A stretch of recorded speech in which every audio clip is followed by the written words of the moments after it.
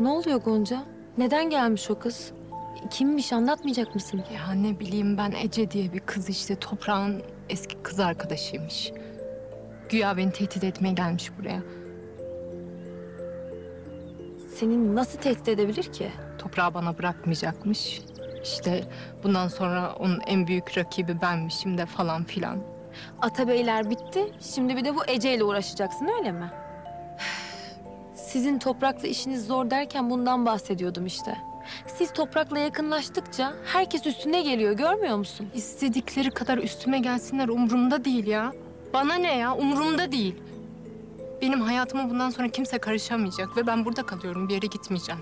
Annemin vasiyetini yerine getireceğim. Hemen şimdi bugün kooperatif çalışmasına başlıyoruz. Fatma Hanım'ın yanına gideceğim. Tek tek o üretici kadınlarla da görüşeceğim. Herkes benim ne kadar kararlı olduğumu görecek. Atabeyler de görecek. Kızım, kim neyi görecek? Kooperatif çalışması için şu üretici kadınlarla görüşecektim ya, onu Zeyno'ya anlatıyordum baba.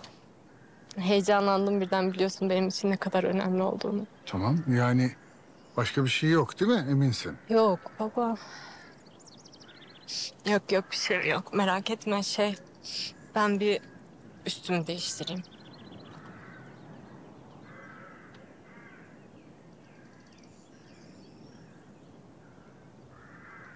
Zeynep nesi var Gonca'nın? Bir şey yok Tahir amca, nesi olsun? Bu projeden dolayı coştu, biraz heyecanlandı. Ben kızımı iyi tanıyorum.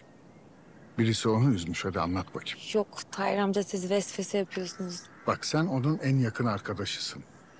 Bazı şeyleri saklayarak onu koruyamazsın kızım. Hadi söyle. Ece diye bir kız var.